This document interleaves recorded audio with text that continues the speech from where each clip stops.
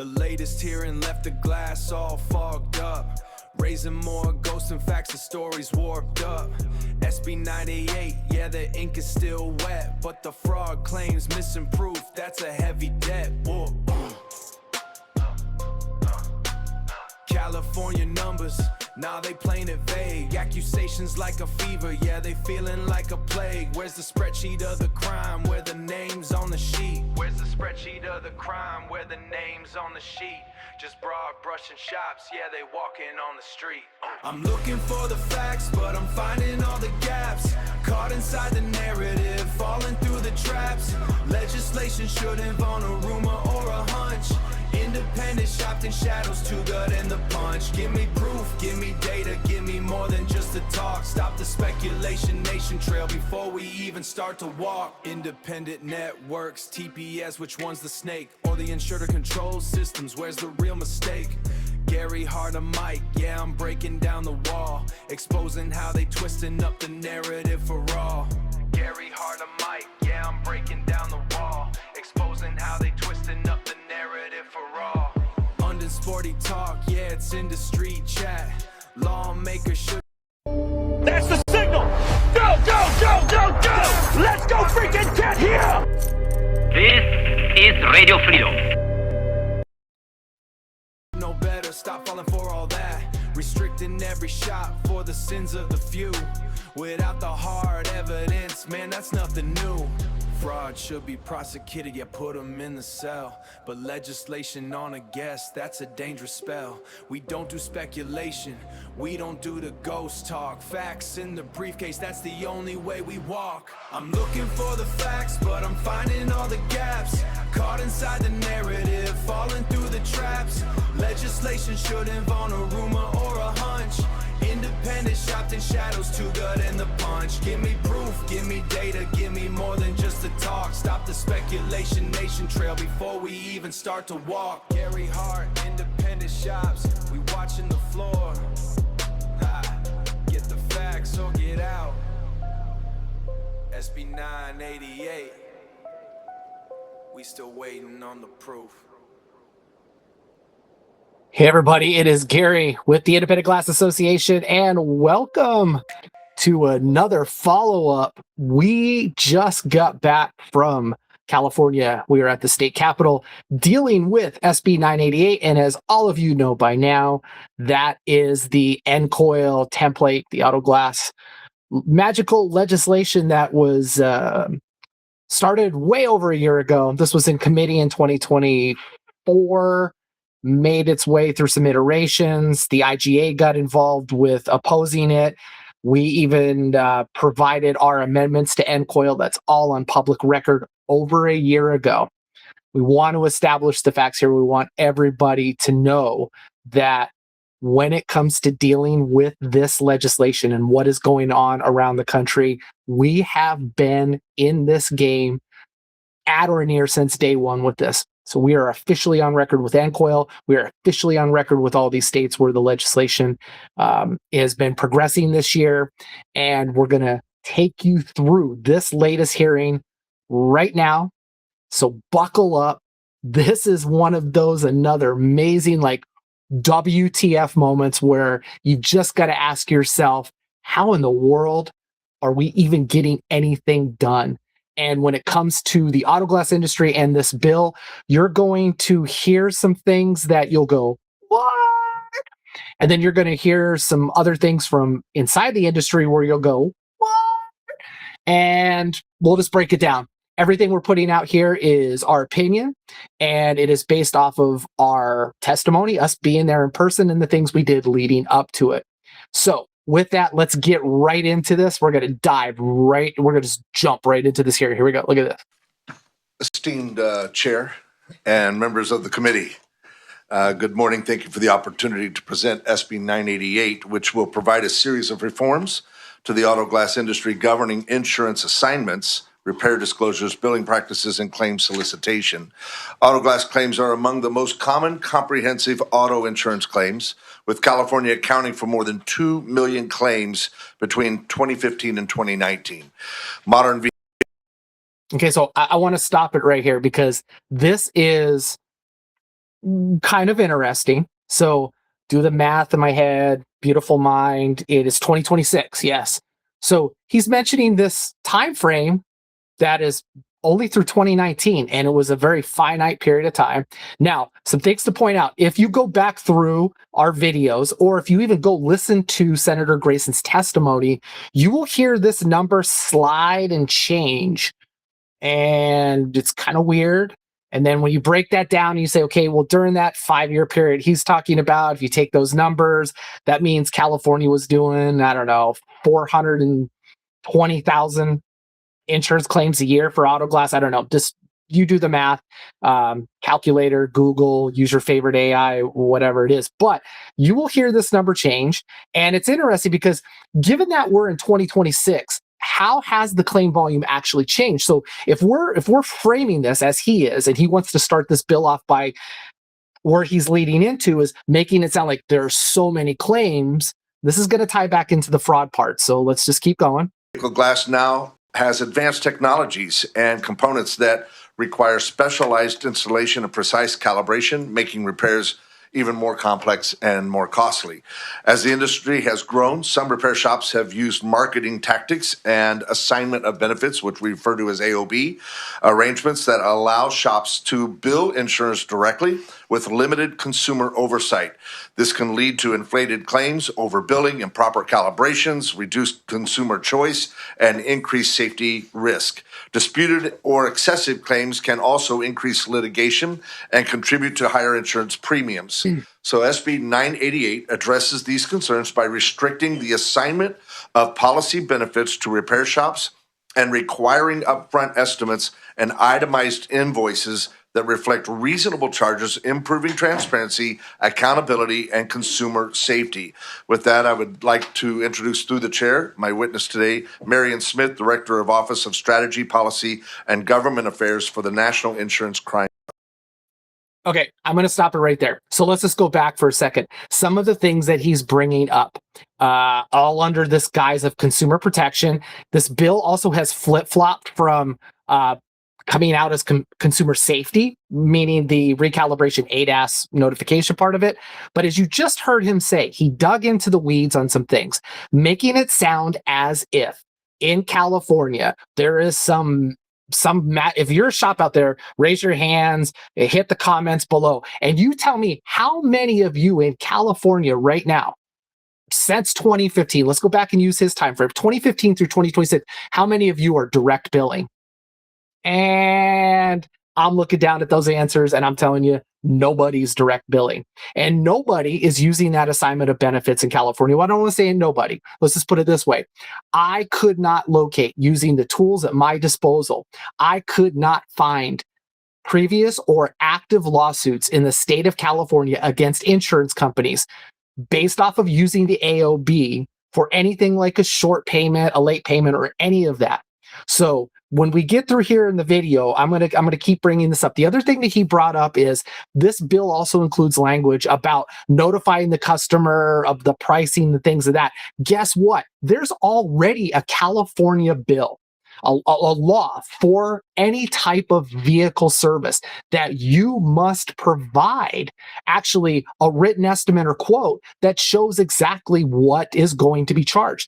So this isn't anything new. And as we go through this video, you'll hear some things where you start to look at this bill and you go, well, wait a minute, there's already California law that's established. So now, with regards to some of the other things he had to say, again, the claim number, the abuse, the inducements, those things, giving away things, and that's all going to be debunked here shortly. And when we get into our red line, the document that we have been providing Senator Grayson's office with regards to amendments, and it's been on the record since the beginning of this, you'll start to see, hey, wait a minute, do they even know what they're talking about? Thank you. Good morning, Chair Kalra and members of the committee. As stated, my name is Marion Smith. I'm the Director of Strategy, Policy, and Government Affairs at the National Insurance Crime Bureau, known as NICB. For over a century, NICB... I just want to stop there too. For over a century now, if you just go Google NICB and find out that there was one part and another part swallowed the older part of it, and the older part really didn't have much to do with what she's about to frame. So this is just to add credibility. And you're kind of stretching that credibility there, making it sound like they are this super like overview. Now, anytime you put national and crime and bureau or crime and bureau, you make it sound like you're a police organization. That's just giving you credibility. And the reality is they're a not-for-profit, and their data is collected on some anonymous basis through the relationships they may or may not have with carriers or TPAs like Safelite. We know, you can Google it, you can look at it, that there has been a relationship between Safelite and the NICB for a very long time. I have pointed this out before. So this is the credibility strand that I want to keep bringing up, because at some point, this house of cards will tumble, and hopefully we're pushing that wind in the right direction here. Served as the nation's leading not-for-profit organization dedicated exclusively to fighting insurance fraud and related crime. NICB expresses our strong support for Senate Bill 988. This legislation is a significant step forward in consumer protection and fighting fraud. Between 2023 and 2025, over a 2-year span, the number of questionable claims NICB received in California relating to auto glass increased by nearly 60%. So we're going to hold it right here. She is now stating that there's this magical number that between 2023 and now, the NICB has received something from somewhere that shows that California claims have had this increase in fraud. But she doesn't say what the fraud is. They don't frame it. They don't give the numbers. They don't say this is a sampling. So let's just assume that there's 400,000 claims per year in California. And I'm being nice maybe when it comes to that. Let's just say that that's happening. And the reality is then if we take that and we extrapolate it, that means that a couple 100,000 claims, if I'm doing the math right, maybe I'm not, but it's a high percentage of claims that have been fraudulent over this time frame.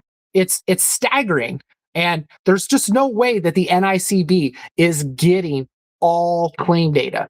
They may be getting questionable claims. So maybe let's say Safelite Solutions flagged 100 invoices or 100 claims, and they went through that, or maybe Geico or somebody. I'm not picking on anybody specific. These are just names I'm throwing out at the top of my head. But let's just say that the NICB got it. There's no way they're correlating this over the full 400,000 or plus or minus whatever that is in California. So I want to be very clear on that the math is not mathing when it comes to that. NICB supports 988 for 3 main reasons. The first being that it establishes clear conditions that must be met before a repair shop may contract for insurance-paid work. This protects the consumers and insurance alike from inflated claims, unauthorized work, and billing for services that were not performed to manufacturer specifications. For example, NICB has seen charges for the recalibration of advanced driver assistance systems, but without performing the work. Okay, so the getting a claim authorization is not the same as not performing a calibration. And so up front, this whole making a shop jump through hoops to start, first of all, facilitating it and documenting it properly with the customer. So in California right now, I, as a glass shop, would owe you as a consumer up front, this is what we're going to do, and this is what the price is. Or for cash or insurance, doesn't matter. Whatever the service is we're writing up by law, that has to happen right now.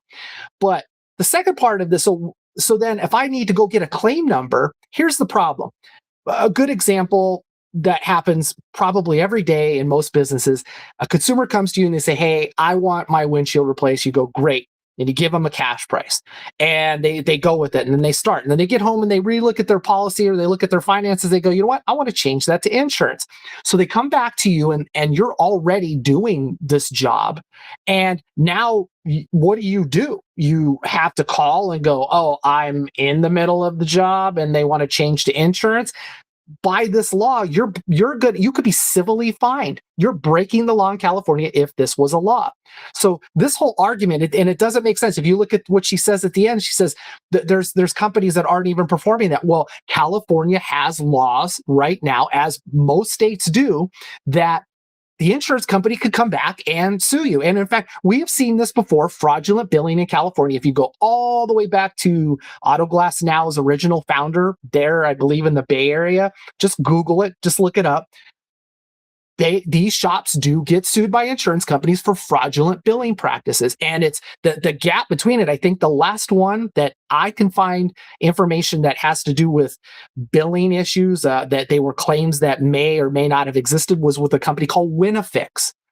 And that may have been like 5 years ago or so. So the reality is the insurance companies already know they can sue when they find this fraudulent activity. You don't need to have laws where there's already laws for it. This just seems like, again, it's a convenient way for this, what we call legal steering, to occur, which we've talked about it time and time again. Number 2, this bill prohibits the assignment or transfer of an insured's policy rights and benefits to a third party. NICB has seen unscrupulous repair shops abuse this process. This tactic removes the policyholder from the claims process, puts the repair shop in the driver's seat, and leads to misaligned incentives to inflated billing. Okay, so I'll stop it there again, because this is always just like she brings this up, and this might, I'll say it definitely applied to Florida. 100%. This AOB, I don't want to even say that it was abuse, because it wasn't the AOB that was the problem. In the auto glass industry, it wasn't the assignment of benefits. It was the tort laws. I will keep saying this. I will keep educating people. If you just go and look, the issue in Florida was, again, if you filed a lawsuit, if a law firm filed a lawsuit, or you did, you were entitled to your legal fees. Most states, you sue for a short payment or a payment issue, you are not entitled. Sometimes you are entitled, but you have to prove it. But you are paying for your legal defense or your legal fees up front, and usually out of your pocket for good. So let's just say I'm in Utah and I want to go litigate after $150 short pay. I might have $4,000 in attorney fees just to get the $150. And guess what?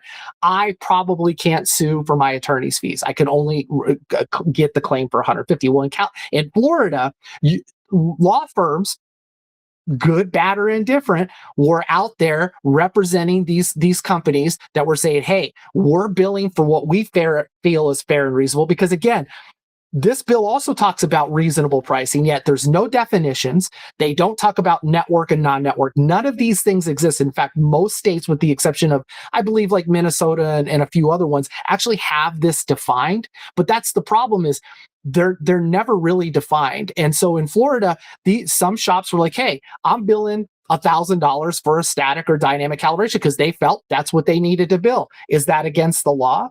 No. If they perform the service, and that's what the contract between the customer and them was, and they bill the insurance company has an obligation to indemnify unless the policy language says otherwise. And that's where the policy language says fair and reasonable. But what is fair and reasonable? And that's what has been argued in all of those court cases in Florida and some other jurisdictions. And guess what? Those cases were settled. Those suits are sealed, so we can't go look at them. And we know from hearsay, but obviously the owners of those shops are quite happy that they probably prevailed in it to a degree where how many of you can do it? So Governor DeSantis signed a tort law that shut that down, meaning he blocked it. In Arizona, there was also kind of that same thing. So when you start to hear about these laws and how the NCOIL model came, it really was the genesis came out of Florida, ended up going through Arizona, and landed its way through the birthplace of Kentucky for the NCOIL legislation. So short history lesson there. But again, she keeps making it sound like in these states where they introduced this bill, there's this massive fraud going on. And it's just leading to the assignment of benefits being abused by all of these glass shops. And it doesn't show us the numbers. If you show us the numbers, then okay, but we do not believe that is the case anywhere at this point. It's astounding for what it's worth. And third, it prohibits repair shops from offering rebates, gift cards, cash coupons, or other inducements to consumers. Glass shops should be confident in their ability to earn consumer trust through quality of service, not through coercive or misleading practices. So I'm gonna stop that right there, because that whole confidence in your business. So that can also apply that if you're a third-party administrator that owns your own glass shops, your glass shop should be able to stand on that own merit. Wink, wink, correct? So here's the deal.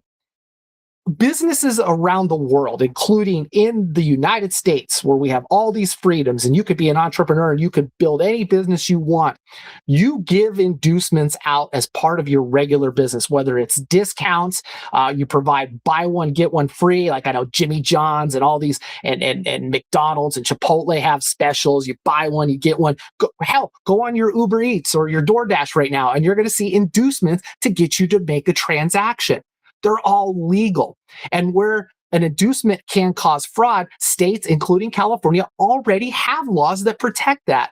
So what they're doing is they're saying, hey, we don't want the little guy to have a way to gain customers legally through a transaction, which is legal. So if I want to give a free set of wipers away, 12 free car washes a year, whatever that is, that's all legal. They want to take that right away from you, and you should be angry and upset about that. Because this explanation of saying the merits of how your shop works, when we know the other side does not play that way, too bad. Keep them in there, and that's what we're going to get. NICB is proud to support this pro-consumer, anti-fraud legislation and respectfully ask for your aye vote. Okay, so here we go. Buckle up. This is what's about to come up here, and this delay might be a little bit longer. Give me a break. Come on, let's go forward a little bit. Just for clarity. Here we go. All right. So Thank you. Is there anyone else here in support of SB 988?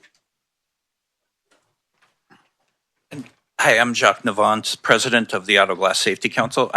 Just for clarity, I'm in support, but I recommend 2 amendments. Go ahead. Okay. So, how do I frame this? So, when you are in support of a bill, that means, so like for instance, Safelite, in support of the bill. National Insurance Crime Bureau, in support of the bill. NAMIC, in support of the bill. And a litany of other insurance-related lobbyists and whatnot, in support of the bill. So when you're asked who supports the bill, I'm more confused than ever, because I looked at, I track all these bills, and I'm part of some of them as a lobbyist. I work with this stuff. And just recently, the Auto Glass Safety Council came on the record after it left the Senate. They actually made an opposition. First time. And so I'm thinking, okay, they're opposed to it. So now all of a sudden we're seeing this, and they're for it. And if you've been reading the media in the last 24 hours since this happened, apparently the Auto Glass Safety Council is in support of this SB 988. They are also in support of the end coil template, but with just some exceptions. Now, the IGA, I will tell you, has been opposed to all of this, anything end coil based, because none of it is good for the industry.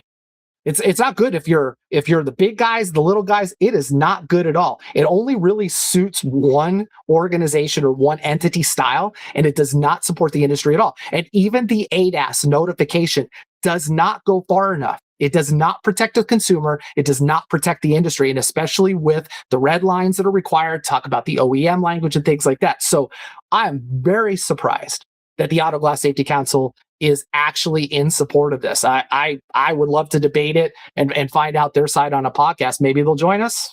I don't know. Okay, so Let's hear this out. So the Auto Glass Safety Council supports consumer protection, ADS calibration, documentation, and anti-fraud provisions in SB 988, as well as the end coil model legislation. So I'm thinking they support the inducements, and they're supporting the AOB. Oh, okay. However, certain provisions create anti-competitive barriers that disadvantage independent glass businesses without improving safety. AGSC seeks targeted amendments that preserve safety protections while protecting consumer choice and fair competition. Consumers should have the right to choose their auto glass repair provider. Current language allows insurers and third-party administrators to recommend specific shops while simultaneously controlling the claim process. In practice, these recommendations can function as steering, undermining true consumer choice. The more sticky we make this process, the longer these vehicles are going to be out on the road, unsafe, waiting for a repair shop for claim numbers and such. This bill prohibits a shop from contracting with the customer before obtaining a claim number or referral number. Independent shops report claim numbers are not always provided promptly. Delays can prevent local businesses from serving customers quickly, while larger vertically integrated competitors gain an advantage. This requirement does not improve safety, calibration quality, or consumer protection. AGSC strongly supports anti-fraud and disclosure requirements. However, transparency should apply equally to all participants. Insurers, TPAs, affiliated glass companies should disclose. Yeah, so I'm guessing this is the basis for they're supporting anti-fraud. Of course, who's going to support fraud? And also safety. I think we've maintained we're all pro safety. It's the language and what matters, and it's more so not on the disclosure side of things. It's actually on the practical side of things, the way things should work. So, but we'll let them go on. Relationships and financial arrangements that may influence referrals or recommendations. And I brought copies of our preferred of our. I was going to pause that right there. That's a very small. If that is their amendments, I'm just looking on the screen there. It's down. Let's see if I get it's down there. Anyway, that's a very small amount of amendments, and we're gonna, don't worry, we're gonna throw up what the IGA's red lines have been since day one on this. However, I'm still like going what, because all of this bill, all of the NCOIL template is bad. It's bad. So supporting a very narrow thing, which I believe is the safety, and I believe I have heard, I have not directly seen that the amendment, one of the amendments they're saying for the ADAS calibration or whatnot, is also saying that a shop should be trained or educated by somebody. Okay. For the purposes of this bill, I don't think that's the place that's asking for an amendment without also providing, well, how is that going to happen? And we also know, because Safelite self-educates or self-certifies their own individuals, their own technicians and whatnot, that self-certification would have to also be in there. So that's a very broad thing to argue with this bill. I guess I commend them for it, because finally we're seeing some safety stuff come up. I don't know. I'm still stuck on that. We support this, but just with a few changes. It's weird. It's really weird. Our requested amendments. Just so in the analysis, it also lists out the requested amendments as well. So your opposition is well documented in the analysis and in the record. Thank you. Good morning, Mr. Chair, members of the committee. Louis Brown here today on behalf of Safelite Auto Glass in support of. So I'm just going to pause it right here. So that's Louis Brown, and he is a lobbyist in the state of California, and this appears to be his first go around with this. Mostly his background looks like it's in California's produce sector or farming or something like that. So if you notice, though, right there, kind of in the center of the screen, that's Tom Tucker. 2-Minute Tom. Y'all remember him back at the other hearing where Tom stood up and said, these guys are crazy. What are they complaining about? It only takes 2 minutes to claim number. So Tom did not get up and speak. So was Tom sidelined? What's going on, Tom? And I know people from Safelite watch this. I'm pretty sure their IP attorneys watch this. There's all kinds of people watching it. We're just simply reporting on it. So our First Amendment here, we're not you're free to have us change or ask us if we have something wrong. But it's interesting. Tom is sitting in the background, and this is the first time we're actually seeing the lobbyists get up and talk for it. And it was also interesting that the NICB took the chair next to Senator Grayson and not Safelite. So there's some interesting things going on here, and it looks like they need to change the narrative up. And let's get on the crime side of it. We need to start hammering that crime side home. So now, what's interesting, what's about to happen here is they're about to call it like, hey, let's just go to a vote. Let's start talking about it. And well, you forgot about the opposition, and that's the banter you're about to hear now. Before I jump up and we start going. Thank you. All right, we'll bring it back to committee for any questions, comments. More motions? Oh, I'm sorry. I apologize. I think that the other gentleman was supporting, but listed all these things to do. So I got tripped up. Yeah, go ahead. Good morning, and thank you for allowing me to be here today. My name's Gary Hart. I'm the independent director of the Independent Glass Association, and we're here to oppose and ask for amendments. I know we're fully on record since the beginning of this. Independent auto glass shops support consumer protection. We support transparency. We support safe windshield installation and proper ADAS calibration. That's not the issue here with this bill. The issue is that SB 988, as drafted, does not fully account for how auto glass claims actually work in the real world. If SB 988 is not amended, it can be used to limit consumer choice, restrict post-loss payment authorization, create claim number gatekeeping, and give more leverage to insurers, TPAs, networks, and affiliated repair interest. The committee is simply not deciding on whether the bill sounds like consumer protection. It's deciding whether the civil code language is clear, balanced, and enforceable and fair. As drafted, SB 988 does not meet that standard. We respectfully ask the committee, as we've had, to hold the bill as it advances or make the amendments. And then we just have some other opposition will state their name. Thank you very much. So I'm just going to pause it right there. So we're at this point, we're going after the civil aspect of it because Senator Grayson changed this from a department action to a civil action, a civil penalty, meaning it would be a law where you, as an individual, would be on the hook for it. So whatever the fine, the penalty, the actionability after the fact is, you at a shop, whether you're a technician, whoever made the blunder, whoever did whatever, whoever made the inducement, you will be on the hook for it. And we're saying that these things don't come to the civil code aspect of it. They don't come to that barrier of entry. But as you're about to find out through the rest of this, it doesn't matter because they don't know what's going on with any of this to begin with.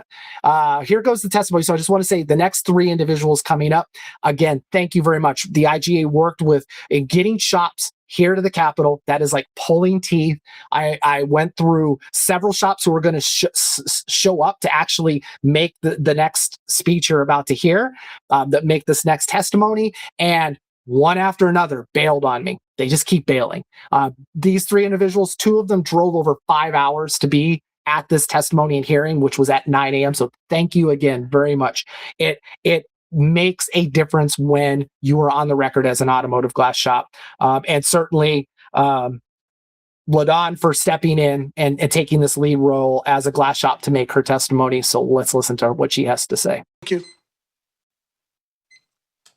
Good morning, members of the committee. My name is LaDawn Sapani. I'm owner of Auto Glass Express in Berkeley.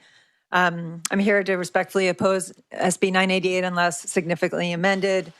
As an independent auto glass shop, we support consumer protection, transparency, safety, and proper ADAS calibration, and stopping real fraud whenever it exists. But SB 988 is not balanced. It places new restrictions on independent glass shops while failing to address the conduct of insurers, third-party administrators, and insurer-aligned networks that already control much of the glass claims process. This concern is especially important when a company such as Safelite can be involved in the glass administration while also competing directly for the same repair work. That conflict should make this committee cautious about passing legislation that gives the claim control side even more power. There are four major problems that must be amended. First, the claim number bottleneck. Requiring a claim or referral number before a shop can fully contract with a customer pushes the consumer into the insurer or TPA controlled claim system before the independent glass shop can fully assist them. Second, the bill restricts post-loss assignment of benefits, which is one of the few tools consumers and shops have to resolve short pays. denied supplements, delayed payments, and claim disputes. Third, while the bill says consumers have a right to choose, it does not create strong enough protections against steering at this first notice of loss, which is when consumers are most often redirected to preferred networks. Fourth, the bill includes broad language on inducements and marketing that could punish ordinary small businesses such as ours with practices like discounts, rebates, promotions, and competitive advertising. The ADAS and recalibration disclosure portion may serve a legitimate safety purpose, but that narrow issue should not be used to pass a much broader bill that gives insurers, TPAs, networks, and insurer-aligned companies more control over independent glass shops and California consumers. And I would just ask if any of you have ever had experience having to replace your windshield through insurance, you know that the claims process is handled by Safelite. You think you're calling your insurance, but you're actually speaking to Safelite. They will read you a line that says that you have a right to choose your shop, but you don't actually. And we sign up for. Thank you. All right. So those are two opposition witnesses. Everybody else, just name and your position, please. Thank you. Good morning. My name is Kyle Stiller. I'm representing Apex Auto Glass and Tinting in Santa Maria. I oppose this bill. We oppose this bill unless amended further. Thank you. Thank you. Tim Clute from New View Auto Glass, Riverside, California, in opposition. Thank you. All right, we'll bring it back to the committee for any questions, comments, or motions. We have a motion. Is there a second? Second. Okay, and a second. Assembly Member Zuber. So I want to thank the author for bringing the bill, and obviously understand that the goals are laudable. I was wondering if you could just respond to the request for the amendments and sort of what the status of that is and what the issues might be related to addressing the amendments that they've requested. Absolutely. I believe all sides have expressed the desire for consumer protection. And some of the issues that are being brought up are already constituted in law, such as anti-steering. Steering is not lawful, and this bill does not undo that whatsoever. I think there needs to also be a delineation between Safelite Solutions versus Safelite Auto Glass. Those are two separate companies. Your insurance companies, multiple insurance companies work with Safelite Solutions because they're an information claims management company. So, whoa, no, not true. They're not the same company. They are under the same company umbrella. And if he were to have continued truthfully, or maybe it's not, I'm not saying he's lying. I'm just saying he may not know, because some of the stuff you're about to hear after this, you really start to wonder why they haven't watched the videos, why they haven't read our materials, how they also don't know that if they go to their own insurance website or app, it doesn't say, oh, we've partnered with Safelite Solutions. It says we've partnered with Safelite, or we've partnered with Safelite Auto Glass. So yes, they are the same when we're talking about this. And we have educated them time and time again. We give the materials to their staff. We give them the materials. We have made these great videos, short, something they can digest. We make bullet points. We provide so much information that they simply still, in some degree, don't get it. Now, earlier in this SB 988, Senator Grayson sat through something where Senator Reyes actually brought this point up and said they are the same. And he didn't disagree at that time. But here he is framing it as if to say to the committee, oh, no, they're two separate things. And we all know that's not true. And so in this particular case, this is not a bill to pick winners or losers within the repair industry. This bill is 100% solely focused on consumer protections, transparency, accountability, and making sure that the customer has knowledge of what's being charged and what is being repaired on the card, on the automobile. And as I've already pointed out, you already have a California law that does that. You do not need to single out auto glass for that purpose.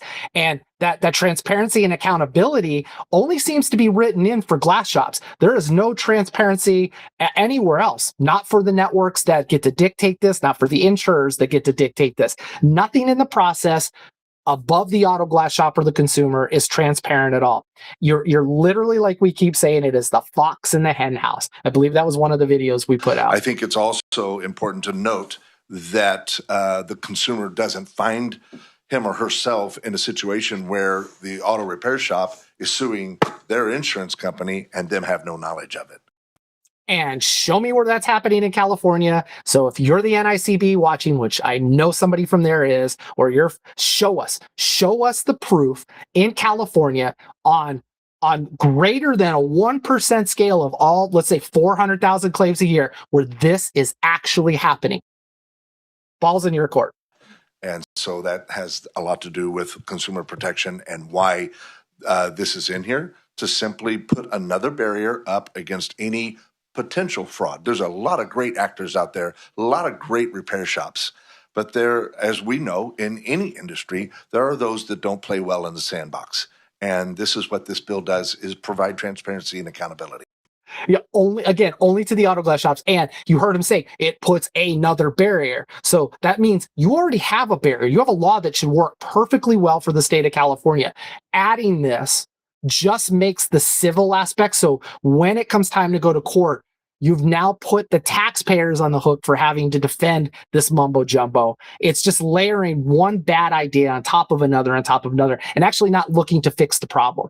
So up until this point, we still have no amendment. We don't even have a part of our red line, any of our red lines in any of these updates that they have made to the bill. Their amendments have been moving wordsmithing, persons to person, blah, blah, blah, blah, blah. None of it has to actually do with fixing the bill.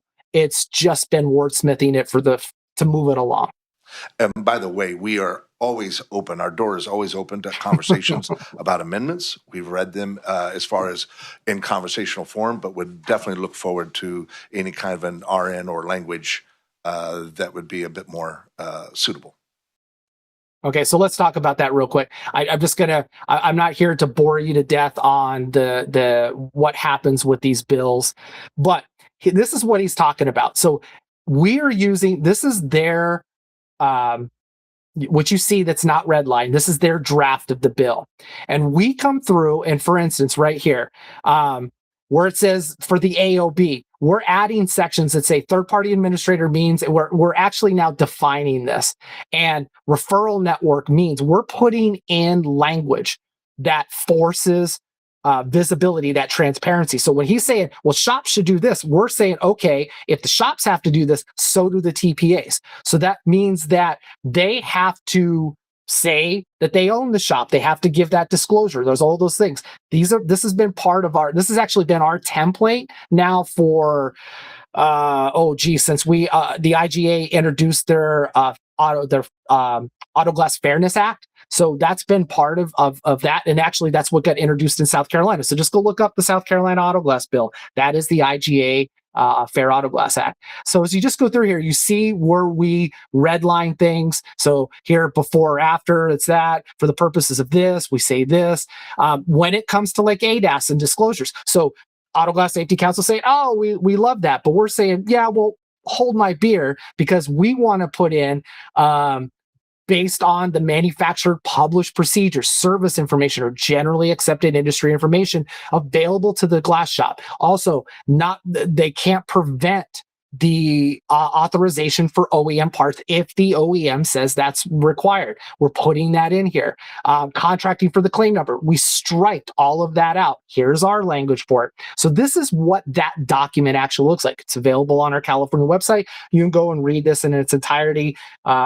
If you're thinking about using another state, go right ahead. All of our documentation's out there. We do not hide behind the scenes, but this is what they're talking about when we're looking at working towards amendments with one another, because they should take this and come back and say, well, this is where now we're negotiating. And then we would hone this down to a part that all parties should be comfortable with.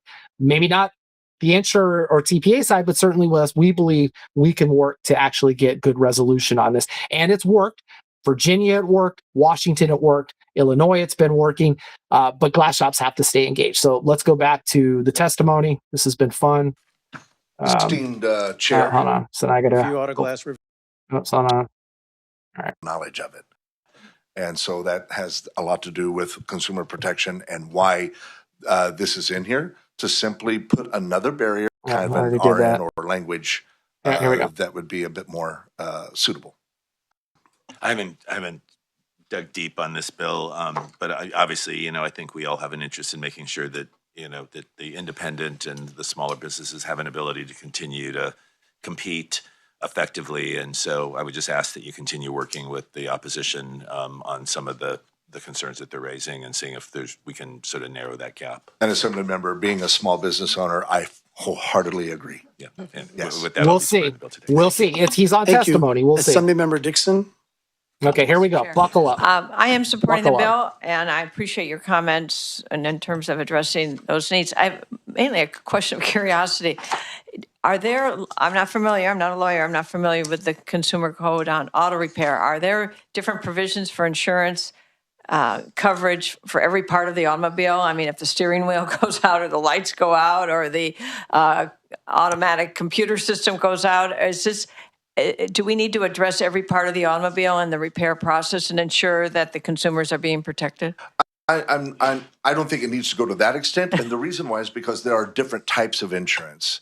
As you've seen on television, the different types of insurance that you can buy for bumper to bumper. Okay, so these are warranties. It is about to say the word warranty, but he's saying insurance warranty. So there's a big difference between insurance and warranty. So if you're buying your auto glass insurance warranty off of late night TV, wow. But that's not what we're talking about here. We're talking about an insurance policy. And in the state of California, the language is clear. They can offer collision, they offer comprehensive. You have different rates of the comprehensive, bodily harm, all those things. There is no auto glass specific provision in the state of California because glass is under comprehensive. Glass could be under collision if you were in a car accident. But in this case, B&E and other things, rock chip and whatnot, that is all going to be covered under comprehensive. So again, these, just like she said, I'm no attorney, but you should at least, I thought most humans knew what their insurance policy was about. My bad for that. I'm looking forward to my steering wheel add-on policy any day. Oh wait, my car barely has one. Barely have a steering wheel.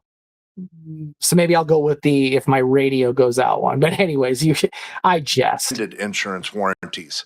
And there's a big difference between that versus a rock hitting a windshield, and the windshield alone needs to be replaced. As a matter of fact, if you go to your auto policy, you'll see that there are special provisions just for window replacement and window damage. And it's why now? I mean, what's happened in the industry or well, the we know small why. company industry? Why is this coming to us today? So a great question, and I think this is a great place for my witness to be able to speak in as well. But for the past 15 and a half months, INCOIL has the National Council of Legislators, state legislators, INCOIL has been working very hard nationally on this very issue, and they came up with model legislation that now 8 states have already adopted, 3 this year. Stopping right there. The actual NCOIL bill itself, fully introduced, has not been adopted in 8 states. Now, there are numerous states, but not 8, that have had some various, so I'll take Virginia because they actually believe Virginia is one of those. And here's what got adopted there. ADAS notification. So that's actually not novel to the NCOIL. That's actually been some provisions in some other states that had nothing to do with NCOIL. So that provision of notification, but here's what they also don't say in that. So let's say we give them that win. That's an NCOIL win. What we got out of that was all of the other language being stripped out. And guess what? Virginia shops can go back to doing inducements. You can now offer the wipers. So we got rid of a 5-year-old law that said no inducements, bad. And then we're like, oh, well, here's what we want. So you can have the ADAS and here's all the other stuff that gets gutted out of it and give us the inducements back. So they don't talk about that. They don't bring any of that up. He may not even be knowledgeable on it because what you're about to hear, and I've never seen somebody so happy to testify about this. The smile on her face is just, it brightened the room with what? So, yeah, not 8. I wish they'd get the number. The math never maths, right? I don't know. Here we go. Through the chair. Thank you, Mr. Chairman. Assemblywoman Dixon. Yes, it has taken some time with any legislation, as you all are aware. It has taken a few years for, again, this model legislation. Our last stats, NICB is great at keeping stats. No, you're not.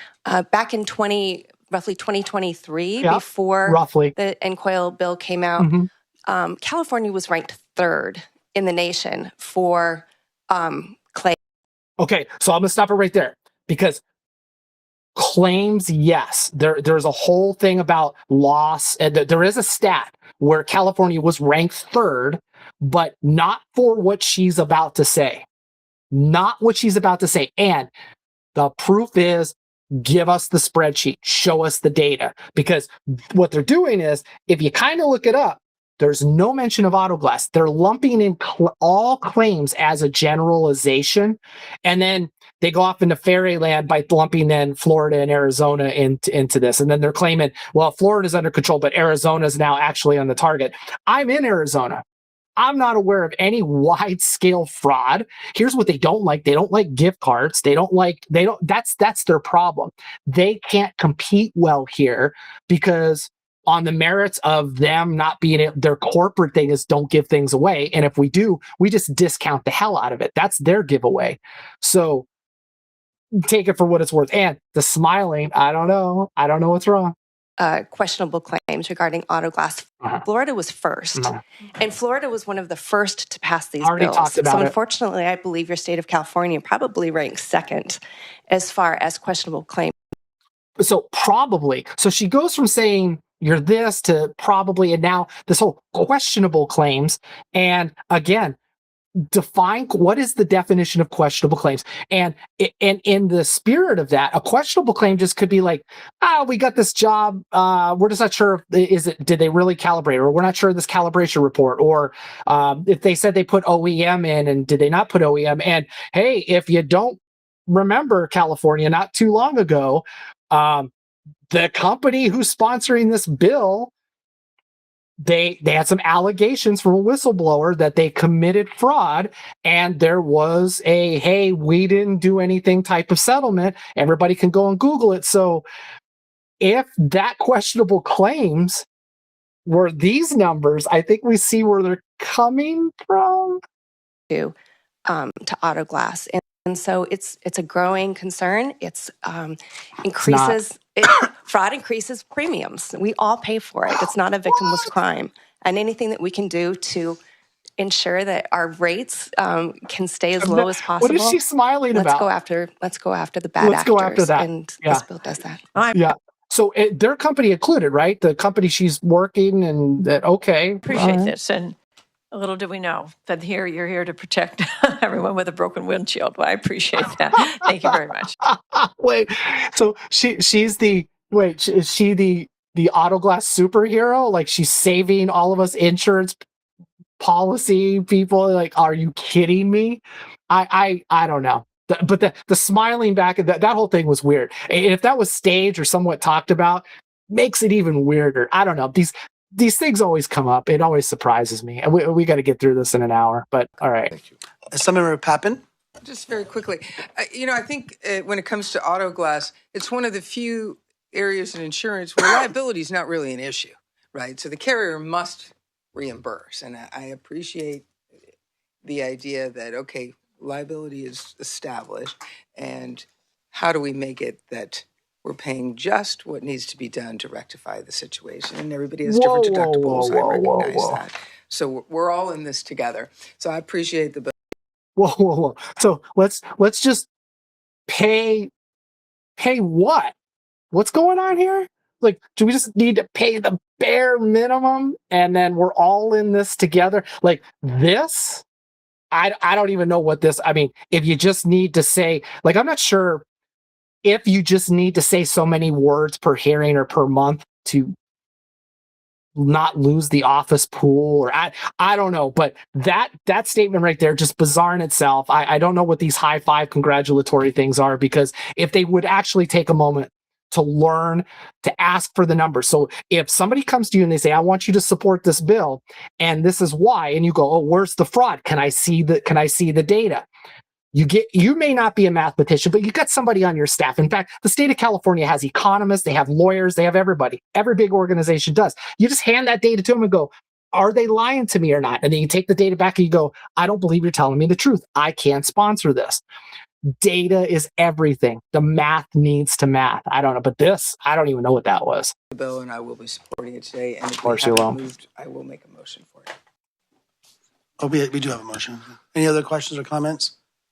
Thank you, Senator, for bringing this forward. And as indicated, as you indicated in response to one of the questions, that anti-steering is already in law. I don't know if there's language that can further reiterate that in the legislation to make it Look at our red lines. Look at our extra ends. clarify, so to speak, because we want to make sure that these consumer protections don't in any way eviscerate that foundational aspect of the law, which it does not. And I think that to whatever extent that can be made clear to folks, driving back and forth to Sacramento on 80, I've had to replace a couple windshields over the last several years, and I do go to small kind of shops, and especially because of the ADAS now. I think that the calibration, it's a whole nother aspect of the work as opposed to simply just replacing your windshield.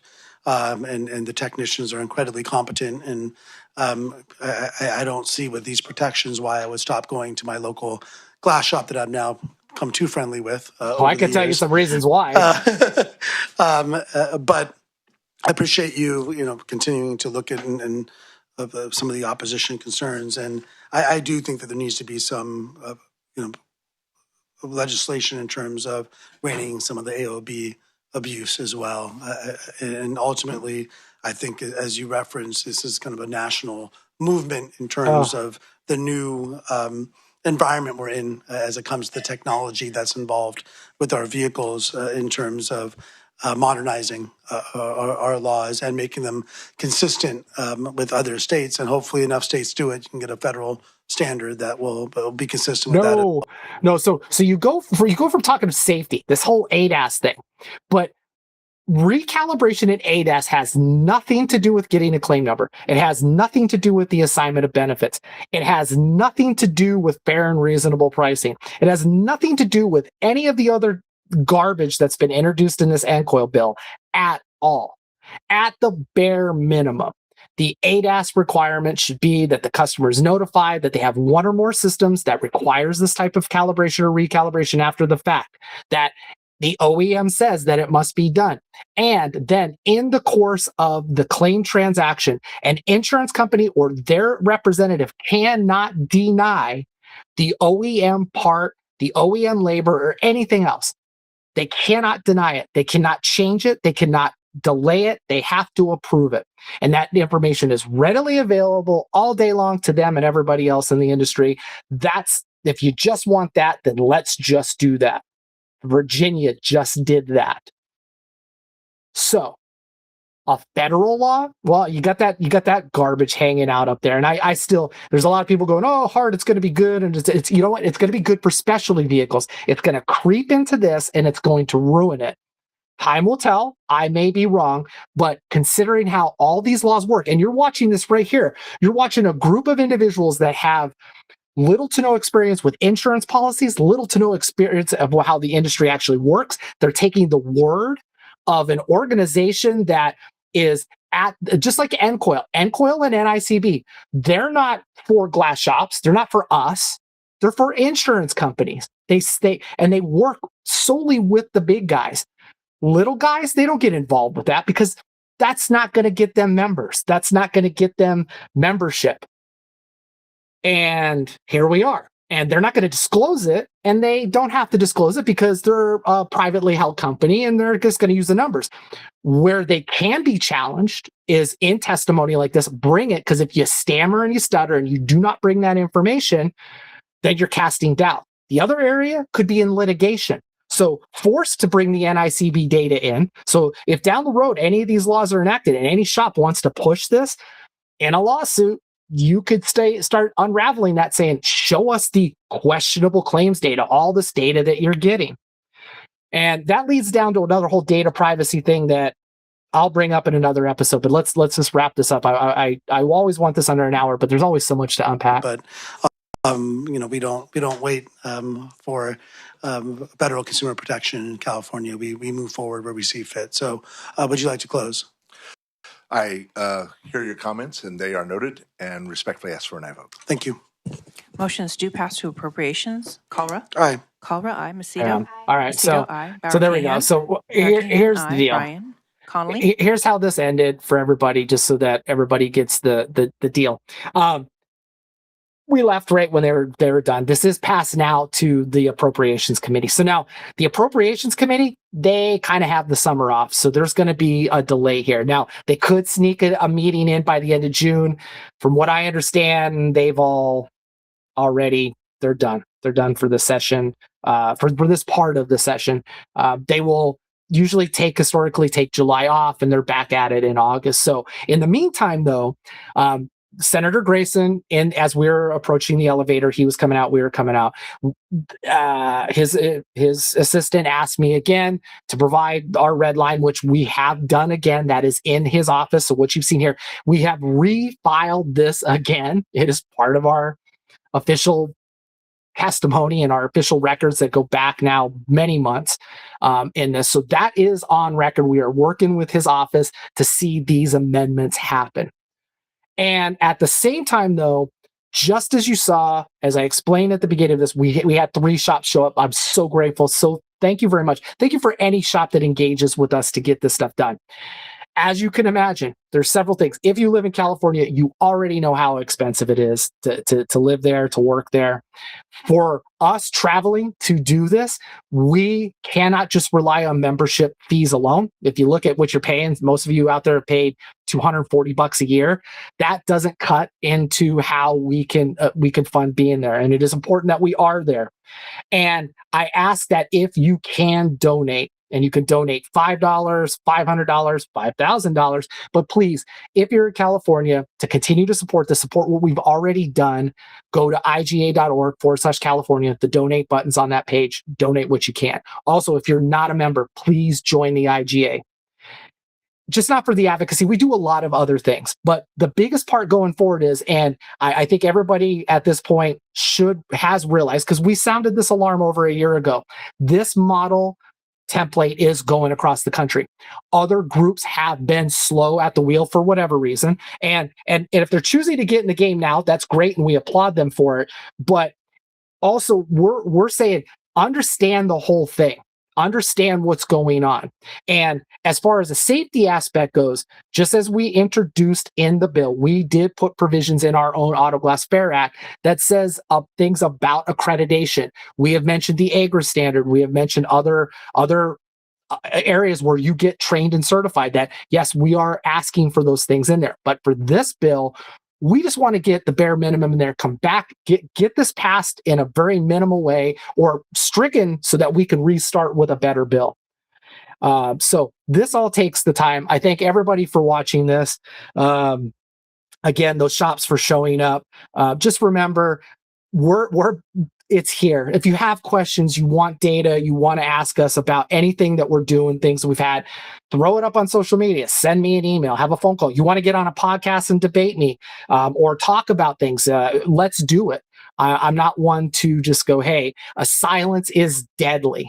Silent work, this working behind the scenes and whatnot, that's creepy, that's weird. And this isn't spy versus spy. We're not the CIA or NSA or whatever. This is like politics. This is how it works. Things get talked about in the open. They get talked about in hallways and in elevators.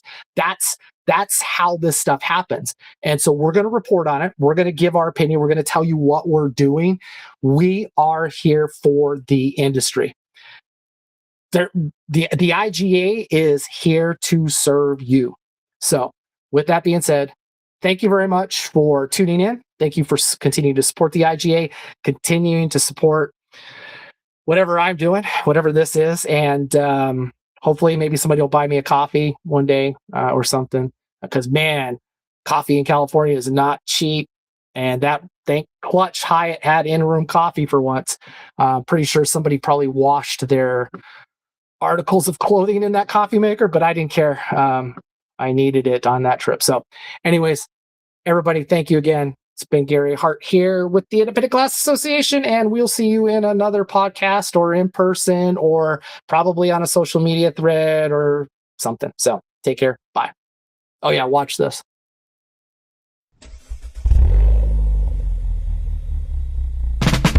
We founded Supreme Auto Glass in 2020. We're a 2-person team. We're together 25 hours out of the day.